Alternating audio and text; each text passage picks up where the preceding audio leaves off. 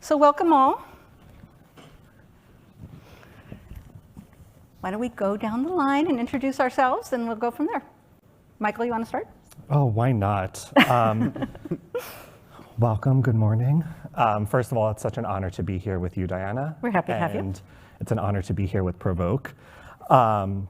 My name is Michael Kay. I'm the head of global communications at the dating app OkCupid.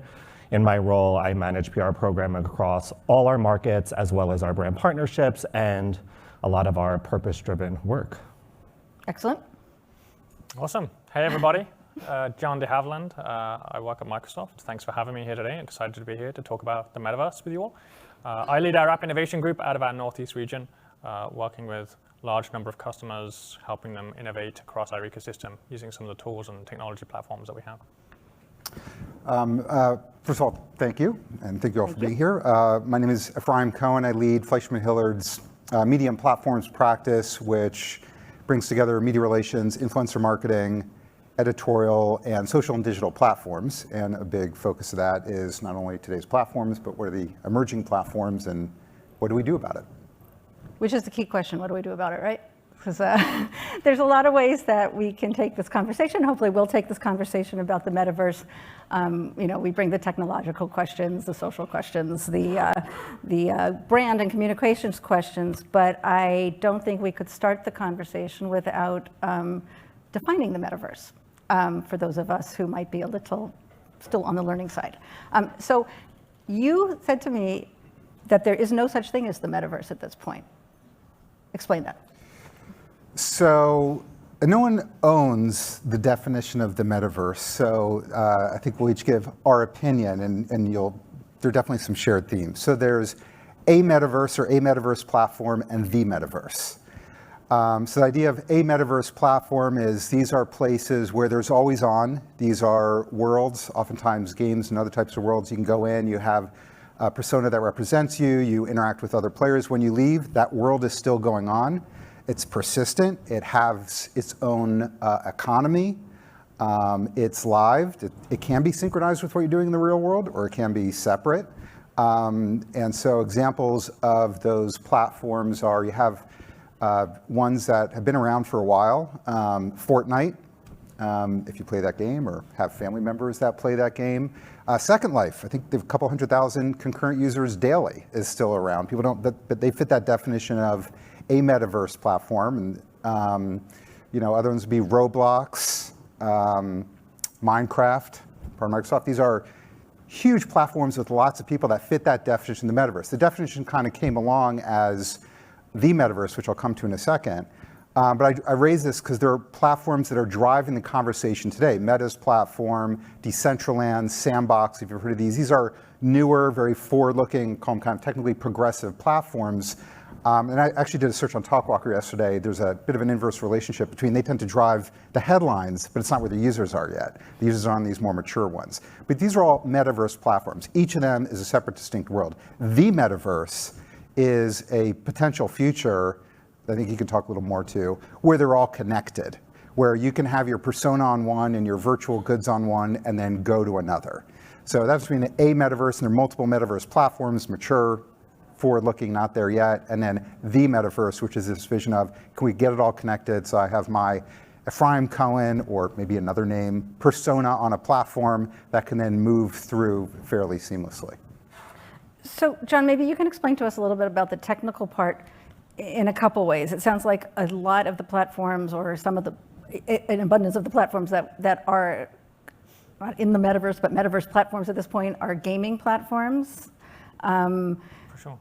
And that obviously has, as you mentioned, a robust population who are on them, but a specific population too. So I'm wondering, where are we looking at now in terms of whether metaverse platforms are primarily gaming platforms and the potential to move that into a larger world, and how we do that technologically? I can touch on some aspects of that, and maybe just stepping back a little bit and just looking at how we define the metaverse and what it means. I think if you go out there today and ask 100 people what the definition of the metaverse is, they're going to give you 100 different answers around what that could be. And all of them are right in various ways, shapes, or forms, and I think we're not at a mature enough point to say this is the definition of the metaverse. But there are themes emerging, as Efren alluded to here. And I think when we look at the metaverse and the vision of it being, I like to think of it as the metaverse versus a metaverse or metaverses. In the same way we have the internet. We don't have an internet or multiple internets. And there's elements of that. Facebook, Google are elements within the internet. And if you think about these virtual worlds as being ways to access the metaverse, but not necessarily being the metaverse in and of themselves. I think there's definitely on the technology side, there's gaming platforms that have been doing this for a long time. We just didn't call it the metaverse back then. And as we're looking at what the metaverse is going to be, the technology is there to open up these experiences already. And we see this in gaming, and we've seen this for a long time in gaming, where we're bringing communities together in these very immersive experiences, and then coupling that with the power of the cloud to accelerate that evolution is really driving this at scale. And so we're looking at this combination of a bunch of technologies coming together, a paradigm shift in a next generation evolution of computing into this fourth generation around immersive experiences in the metaverse to really open up fantastic experiences. But also, that's kind of a longer term vision of having these great virtual worlds, potentially interoperating together, being able to transport between one and another with an identity that you own and you can manage between them. And that's a great grand vision. But then if we step back and say, well, there's elements of the metaverse today that exist that we're not even thinking about under the umbrella of metaverse, because they're not maybe as attention or headline grabbing as some of the virtual experiences. If you think about, from an industrial application perspective, if we're looking at digital twins, for example, being able to create a digital replica of a manufacturing plant or an auto manufacturer's car or concept, or even taking a airport or a city and creating a digital replica of that to simulate traffic flow, or taking a retail store and simulating what that looks like. Again, we could say that falls under the definition of the metaverse, which if we look at and say is a blending of the physical and virtual world to create this concept of mixed reality. From a Microsoft perspective, we look at 3 different paradigms, industrial being a big one, and we see a lot of people and companies implementing aspects in that space. Consumer being a huge one as well, where we see platforms like Roblox, Fortnite, and others, Minecraft, really being examples of ways to interact with that, and it's continuing to evolve outside of gaming, gaming being kind of the first use case, but broadening as more and more non-gaming events are happening in those platforms. And then we look at the enterprise too, where when we show up for work today, a lot of us are in Teams calls, communicating with each other virtually. How do we make that experience more immersive, more collaborative? How do we really allow people to be more present in a virtual setting? And so I think thinking about across those 3 paradigms is how we're looking at the evolution of the metaverse today.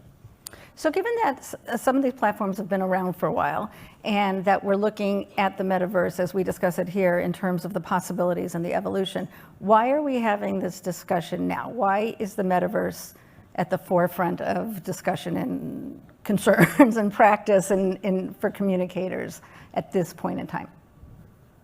In other words, is it hype? I mean, is it that the name got out there with Facebook? Is it the discussion, or is it where it's really at? I mean, from my perspective, I would say it's a convergence of hyperscale cloud computing, enabling use cases that are opening up on driving down the cost of the ability to create these broader experiences at scale in a cost-effective way to allow these opportunities to arise faster.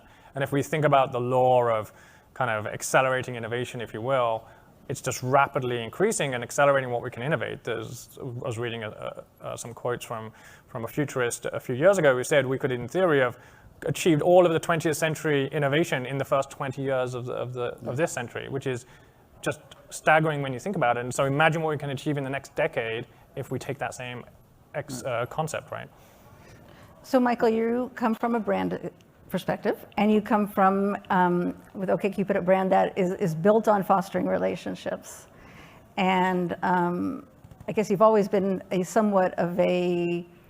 started as a connecting people digitally, right? And you moved into virtual dating during the pandemic.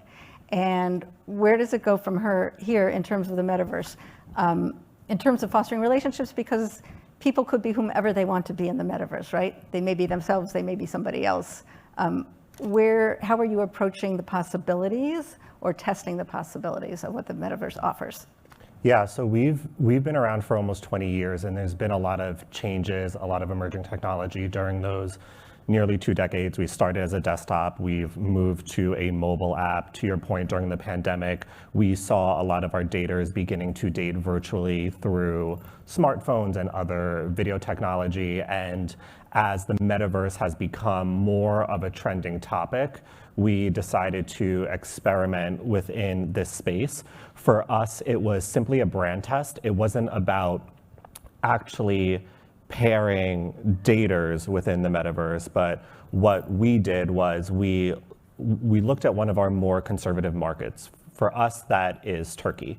And we are a very inclusive brand. We cater to and talk to the LGBTQ+ community all year round, and we really struggled in that market to reach that audience for several reasons. It's really difficult to be openly queer in that country. The Turkish government has basically made all pride celebrations illegal over the past couple of years.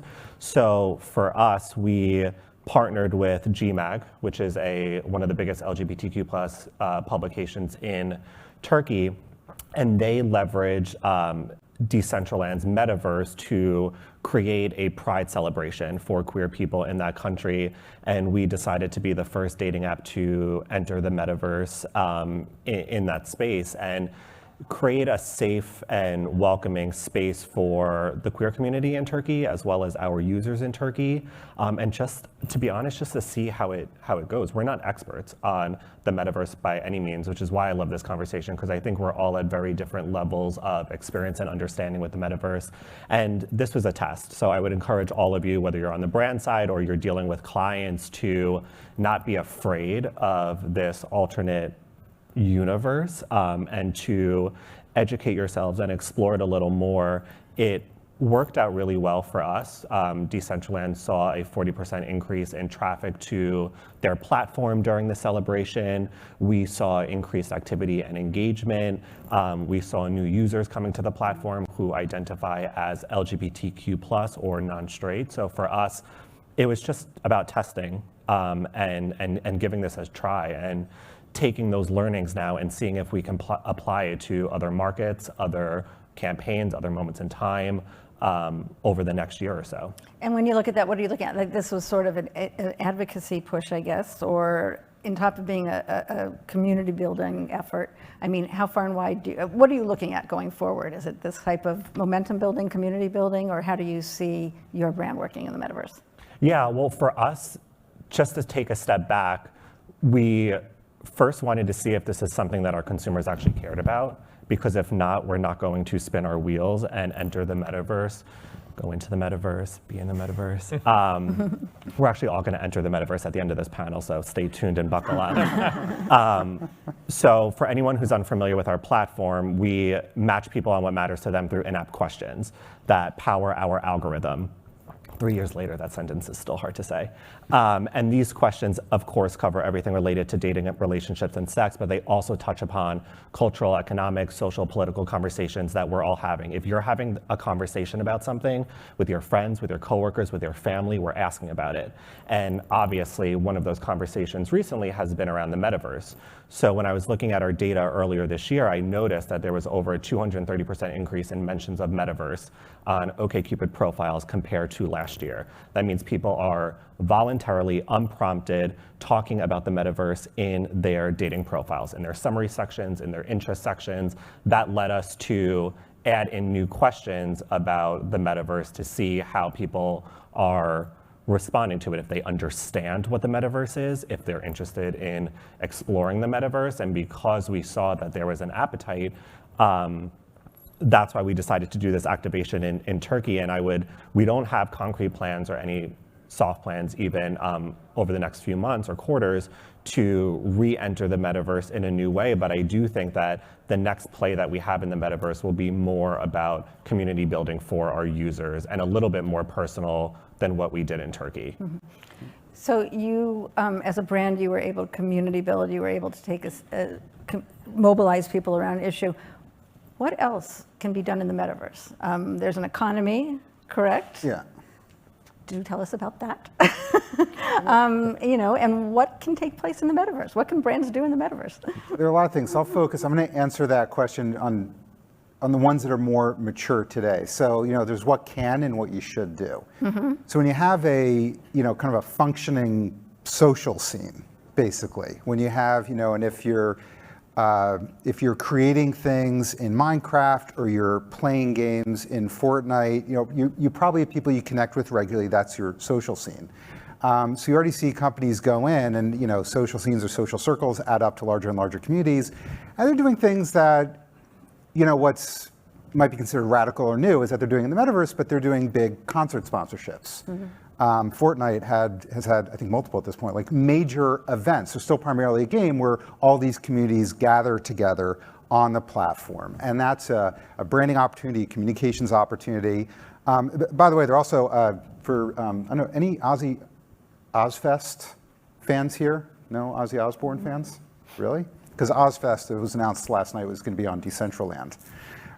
So these things are becoming more and more normal. So that's one. So it's just you have these events that gather people together. You can brand them similar to. There are a lot of similarities to events in the real world.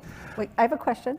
Ozfest, for instance, is it an avatar or a live concert, or what is an Ozfest on Decentraland? Ozfest, part of a larger music festival. I've never been to an Ozfest, but now you have, maybe. I figure it's like all music festivals.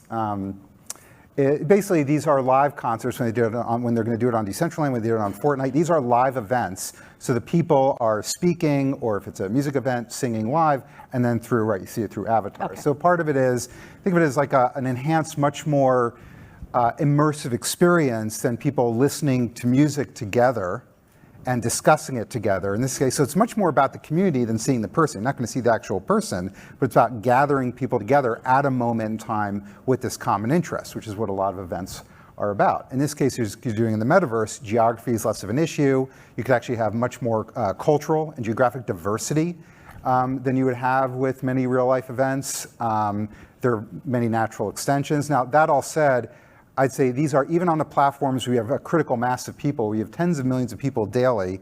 Not all those people are going to attend an event.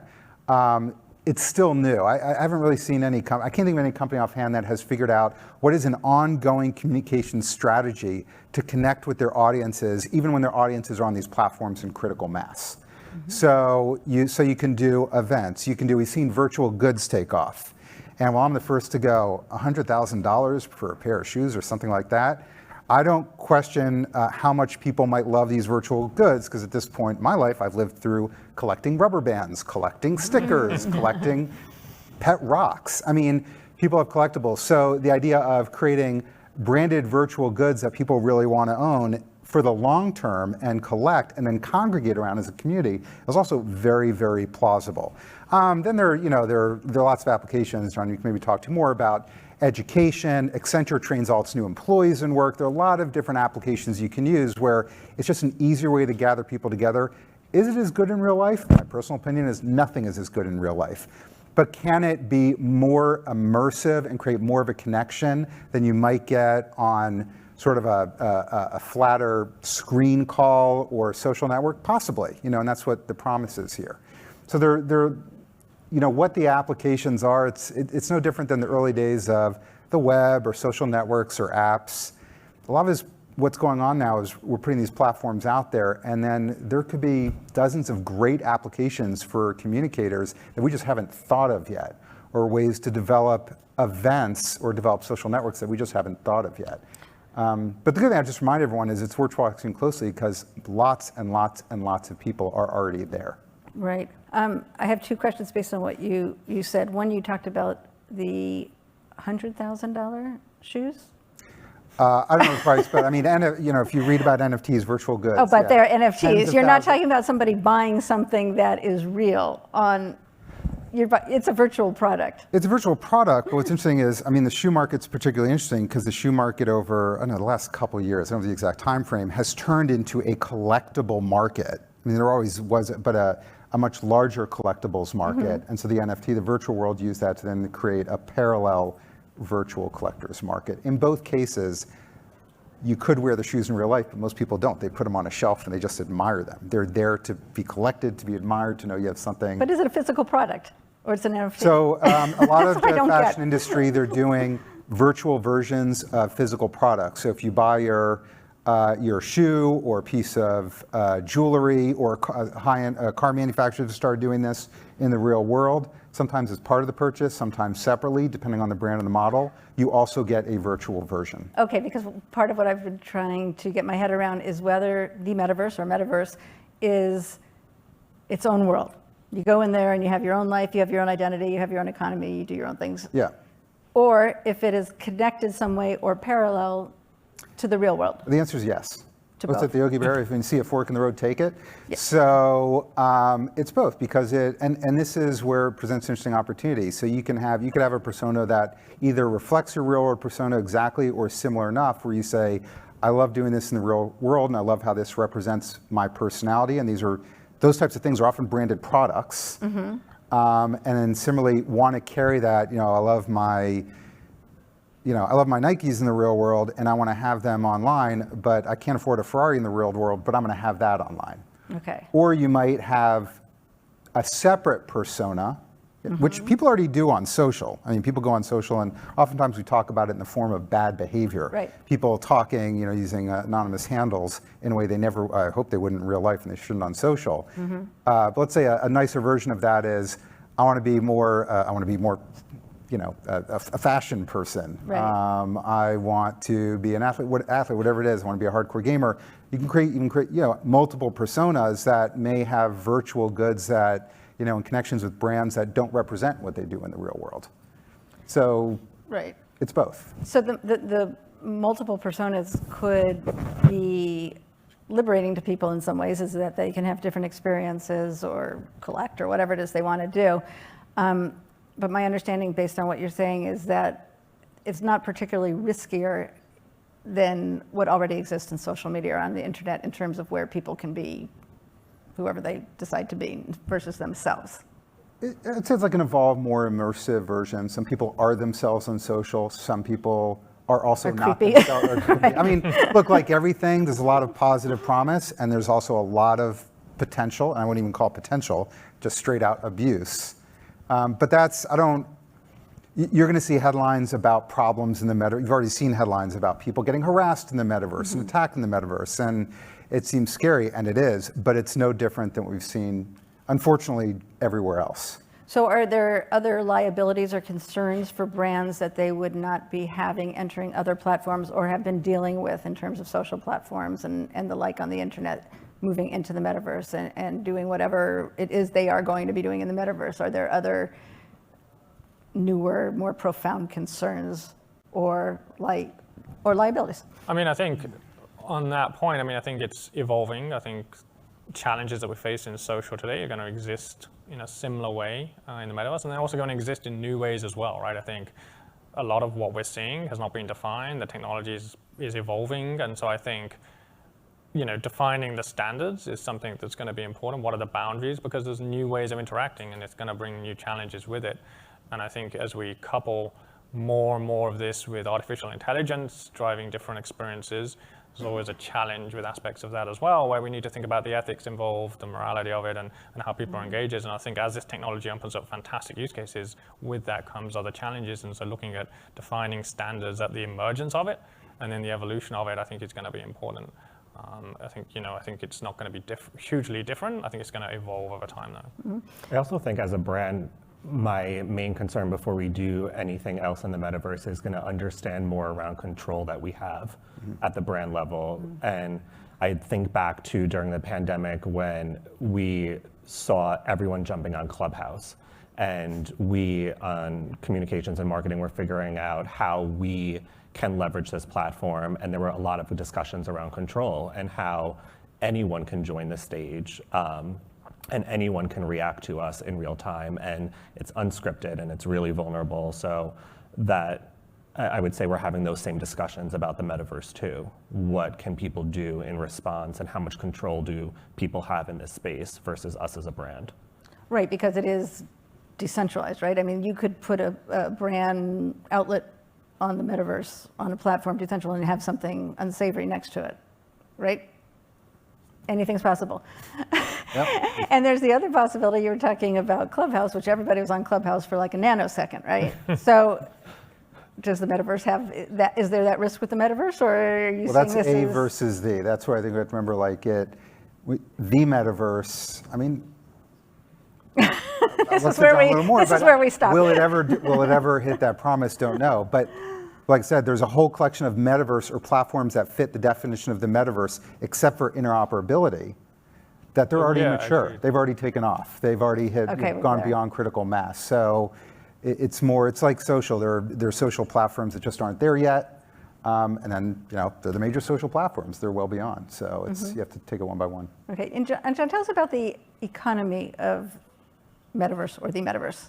Sure. Yeah, I mean, from an economy perspective, I mean, we touched on some elements before around kind of, you touched on NFTs, which is an interesting paradigm and an evolution we've seen kind of come to the fore recently. But there's a lot of, I think it's going to be a creator-led economy. I think you mentioned decentralization. I think one of the core tenets as we look at the evolution of the metaverse is the decentralization of kind of control of it to the users, which I think is empowering in many ways. It opens up a broader creator economy to allow people to go create. We're seeing a plethora of tools available to allow people to go create things without having to be stuck in complexity. So if you look at being able to create things in a bunch of these virtual worlds, they're making it a lot easier for people to go create those without having to go and understand all the complex plumbing. And so that's opening up huge opportunities, huge markets for that, collaborations with brands. And then we talked about kind of that marrying of the virtual and physical worlds. And it's interesting, we talk about the real world as if the real world is synonymous with the physical world. But I would posit and say that the physical plus virtual world is the real world, because we're all living in that today. That blending of it is coming together. And if we look at things like augmented reality as another tenant and accessing point for the metaverse, augmented reality being an overlay into the real world, like I can project on what I'm seeing today with and augment that, then I think you get that blending a lot clearer and quicker.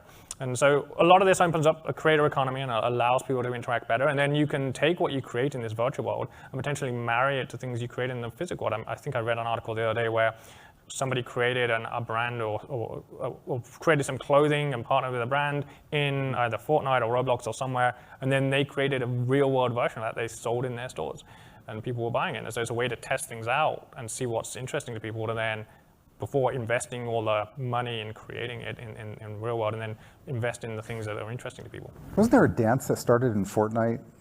There was some dance trend that started in like Fortnite that then the kids all started doing on video in real life, that the characters would do after they blasted someone away or something. Yeah, like that's been going on for a while. That's very funny. And you said that then they were doing it on video, because one of my questions was going to be, do traditional social platforms end up in this? Is Metaverse going to kill TikTok and Instagram? It's next level. Are those going to become the?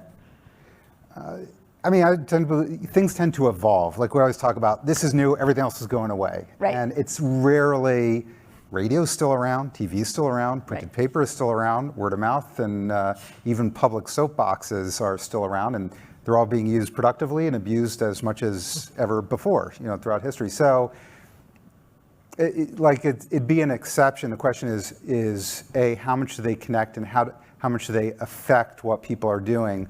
The one difference we were just chatting about before is, generally speaking, when people are on metaverse platforms, other than all these other mediums or platforms I talked about, is they're only focused there. So if you have communication strategies where you assume people are using multiple screens at the same time, metaverse platforms are so immersive. It's hard to be on any of these, and sometimes impossible if it's VR or mixed reality, and be on your phone at the same time. So that's probably one of the, I don't know if I call it a fundamental difference, but a really important difference when you think about how to engage with audiences. It'll force people, when they're using it or has, back to a single screen focus. Mm-hmm. But they're all just a constant evolution, and they somehow find ways to connect. And if the companies don't, people do. Right. So Michael, as a brand, you were saying that you are sort of at the point where you're thoughtfully thinking of rolling out more things. It's still testing. Is that, I'm trying to find out where brands are in terms of wanting to move into this arena, and how they're doing it and how you're doing it. Yeah, Again, we don't have plans to do anything in the metaverse over the foreseeable future, but we're testers. We love trying new things. We were the first app within our portfolio of dating apps to jump right into TikTok and experiment with that. We were the first ones to be playing around in Clubhouse. And for us, it felt like a natural progression to enter the metaverse in a not so committal way. It was a short moment in time. And I only share that because I think it's important that none of us shy away from this new space. It's not some scary world that we as communicators or brands should be terrified of. It was actually really exciting and a really powerful moment for our brand to be able to say that we were able to enter the metaverse. We were able to advocate around a really important cause in one of the most important countries for it. For us, we were able to create a safe space for a community that we've cared about for almost 20 years. And it was successful. And I think because of that, other brands in our portfolio alone are looking to what we've done and considering similar play for themselves too. That effort seems like a logical, movement for your company and what you're trying to fix. What do you say for communicators, for brands who just have sort of the metaverse out there at this point? How do you even start to begin to think about it? What should communicators and working with brands be doing at this point versus like plunging into it or slowly studying it or wait and see? Where should they be? Where should the industry be? I mean, I would echo Michael's thought and say experimentation, I think, is key at this stage. We're still early in the metaverse journey. No one's figured this out. There isn't a defined playbook of these 10 things go do. It's, try it out. I think everyone's trying different things. And ultimately, we'll see an emergence of this. But I'd say go out and try things. There's technology out there available today to try various aspects of what we're talking about here. And I think it empowers you to go build things and try things quickly and experiment and see what's working, what's not. Talk to your end consumers, talk to the brand's end consumers, see what they're working with, see how they're finding interactions, what do they like, what are they thinking about. And a lot of it's around where are people gravitating towards, see what trends emerge, what we may sit up here and define and say, hey, we're saying this, and let's look at the data and see what that says and see where consumers are driving us, right? I think one of the ways we need to just condition ourselves, just take a step back, is the rate of change is faster than ever before. So, word of mouth was the primary medium for a while, then the printed was for a while, then radio, then TV, broadcast TV, then cable, then the internet, then apps. It's just getting faster and faster, partially because of innovation, partially, and it's hand in hand. People are willing to change much more quickly. And it can make us feel, I feel like industry-wise, a lot true, like we're squirrels sometimes. Something else comes out, we have to switch. But the reality is, and even if we feel like that, people are changing habits that fast. So while it all seems kind of like shiny new object today, even with some of the mature platforms out there, it is very possible, we weren't talking about TikTok like we are now just a couple of years ago, that this is very mainstream and critical mass in only several years. So just being on that learning curve and that experimentation curve, just to know kind of what's hype and what's real. If nothing else, when the CEO asks, what are you doing? We have an articulate answer. But more importantly, if nothing else, just to, and it's not about first mover advantage, just to be ready for if 2 or 3 years from now, this all does mature, to an exponential degree, having had the chance to learn and understand the risks and the best practices and the opportunities. So we're not just starting to learn, as a lot of companies are with TikTok, how to use it when people have already been there for a while. It'll just make us better professionals and better leaders for our companies. That's a hard, I shouldn't say it's a hard habit to form. It is a hard habit to form, but I will say when you do it, I imagine a lot of us, if not all of us here, have done it, and when you start applying it every day, it's a hell of a lot of fun. I mean, it's a constant learning and exploration. But I'd say it's also something we just have to do here as kind of a mandate to be ready for how it develops. And just quickly building off of something you mentioned, listen to the data. There is data out there. For us, It comes from our own users, but what we're seeing is 35% of people across all demographics, every single generation, all genders, every market or every country that we have users in are interested in actually going on a date within the metaverse, so that we know that our users, at least a pretty significant portion of them, it sounds like a small percentage, but it really isn't when you're considering that there's millions and millions of people on our app all around the world. They're interested in actually going on a date and having experiences with someone else within this alternate reality. And depending on who your target is, for us, Gen Z is actually really leading the trend here. And they're going so far to say that they're the most open generation to having a relationship that exists exclusively in the metaverse. And I'm only 30, and that's a hard concept for I was me going to to say, wrap my head around. how do you go on a date in the metaverse? You have your avatars and you meet somewhere in the metaverse and you go on a date? Well, we're going to grab coffee in the metaverse after this. So We are. Well, no, we're in the metaverse right now. Yeah. Nobody knows it. That's wild. I think just an interesting anecdote on top of that. I mean, if we think about the generations that are coming after us, my daughter, she's 3 years old, and it's just fascinating the way they're seeing and interacting with technology because they're growing up with it. They're experiencing things that we have seen come about and interacted with in different ways. So we were at a friend's house. They had their TV screen on. It's like a big, nice 60-inch TV screen. I had like the Netflix display up. She walks over to it with her finger, starts trying to swipe up and down on a TV that didn't support that. But because she's used to seeing that in various different ways, it was like, why isn't it doing that? And so I think it's just the generations that are coming and growing up with this technology are going to interact with it in ways that we don't think they will. And I think that's just something we've just got to learn from them on. And 3 sounds young, by the way, but I have to remind everyone, they're 3 years old, in a couple of years they're going to be asking their family for products, which we're going to be promoting. So this habit is not 30 years away. This habit could impact how we communicate and how do we marketing PR in only a couple of years. Not to tap into your wallet, but it's coming. So do you suggest that brands at this point and communication at this point sort of proceed with caution in this test period?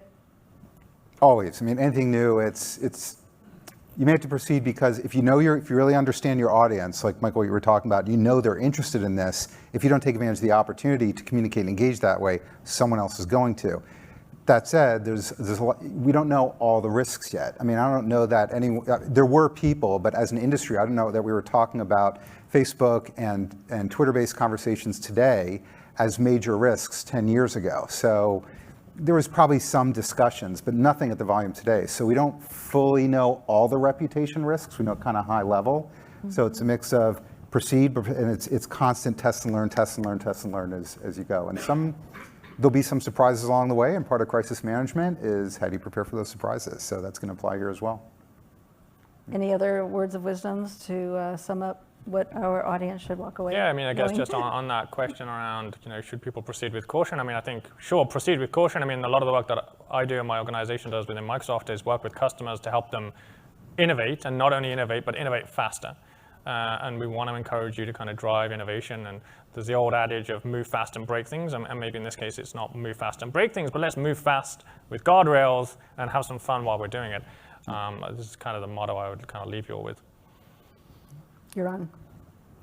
I would say my last point would be around how we're communicating about the metaverse. And for us, it's by talking about it in a way that's really relatable to our consumers. I mean, our job is to communicate things that are digestible to whoever we're targeting. And when I first started learning about the metaverse, I was really overwhelmed, and I thought, I'm never going to grasp what this is. And here I am today. But expert. The more, I am the metaverse. The more I learned about it, the more I realized that we're already doing all these things already, especially over the last couple of years. We're building relationships, we're sustaining relationships through digital platforms, through video. This is that next iteration of what we've been doing since we're in high school. Or since I'm in high school. So it feels less scary, it feels less overwhelming, which is why when we started talking about entering the metaverse as a brand, there wasn't much hesitation or concern. It just seemed like a really exciting opportunity for us. I would say it's a new term, not a new concept. Excellent. Okay, we have about 5 minutes for questions on the metaverse. Yeah, hi there. My name is Raj Shari with Alloy. I think you made a really good point, kind of distinct, creating a distinction between the metaverse and the various platforms that are essentially, I think of them as almost new UIs to what the possibility of Web3 could be, right? But a large concept in the metaverse is decentralization. And I'm kind of curious, decentralization moves control to users, is one theory around it. And that kind of contradicts with the control that brands typically want, corporations want, LPs want. So what's the real reality of the metaverse versus, more platforms that are just controlled environments?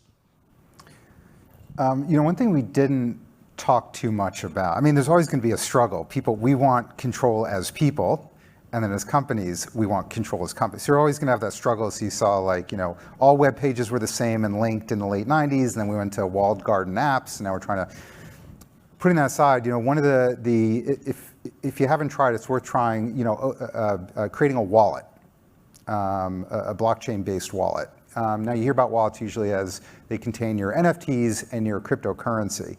But what they really do is they just contain information about you, health records, your CV, your college transcripts, or in theory they could contain all this, your personal interests that we as marketers and communicators would like to use that currently we're getting from a cookie in a post-cookie world. So getting all that information, that's contained in your wallet that you can then give out at will. So it's part of decentralization, but there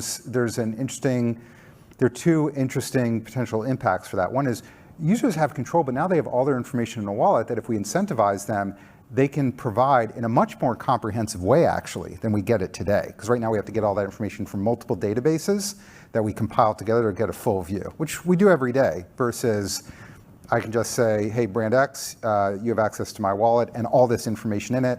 Give me my discount or my free product or access to that event or what have you.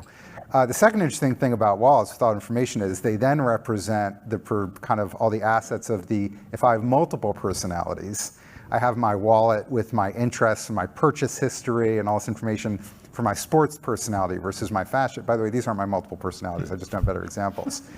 So there's the idea that with decentralization comes this potential control where users are taking back control of all this important information, but then providing it to us, just as they hand out a credit card in past years. But then that you can think about you're carrying 5 wallets with information for each of your personas. So whether that, there's so many, beyond the fact that we need interoperability, we also need wallets that are a hell of a lot easier to use than they are today. Companies will have to change it. There are a lot of things that have to happen, but I found that's one of the most interesting potential impacts of users taking back control and then granting us access to it as we need as communicators. I don't know if you have anything to add on. Yeah, I'd just add on. I think if we say that the goal or the long-term vision of the metaverse is this interoperable set of experiences, empowering users to own their own identity across those, and then looking for brands and others to make experiences compelling enough that they're willing to share the data they want to share, I think opens up a lot of opportunities. I think it's going to be a paradigm shift in some ways, but I think it's where we're trending at the moment, and I think it's an interesting point in time around that. Hey, Chad Hines with Imagination. Funny enough, last night I was flipping through the channel and I saw Ready Player One and finished that. So We should talk about that. if you haven't seen it, it's a good movie. Two-part question. First is, can you give us your prediction on when you feel like the metaverse will be mainstream? And then second question, as a business developer, what would be your recommendation how to educate and pitch the metaverse to our customers? I can take I'm not answering it. You can do a deadline. Yeah, I guess predictions-wise, as long as no one holds me to this tomorrow, I guess. But no, I think if we look at Web 2, right, or Web 2.0, I don't think back at the beginning people thought we were doing it was the change, and then now we look back and go, oh yes, this is a clear demarcation point when we move into Web 2.0. As we move into Web 3 and Web 3.0, I don't think there's going to be a clear demarcation point, but a couple of decades from now we'll look back and history books will be written and it'll be this time frame, right?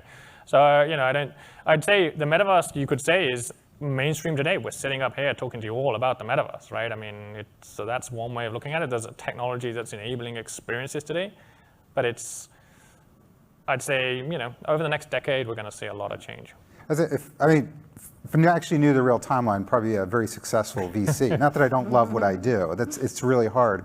But when we pitch it, the way we start with the platforms that are already mainstream today. We start with people are already there in the tens of millions daily. In the aggregate, hundreds of millions across different platforms daily. So there's already a critical, now, for the whole world population, we still have a ways to go, but that's large enough to start making serious investments if they're the right audience for you and if it's the right context.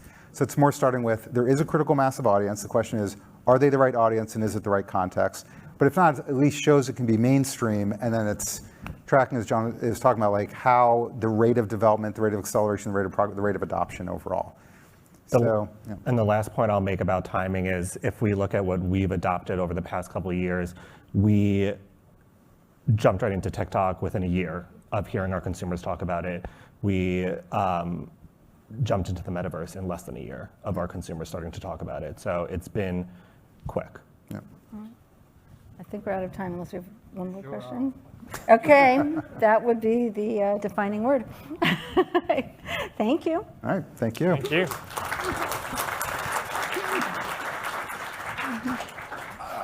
It's all you.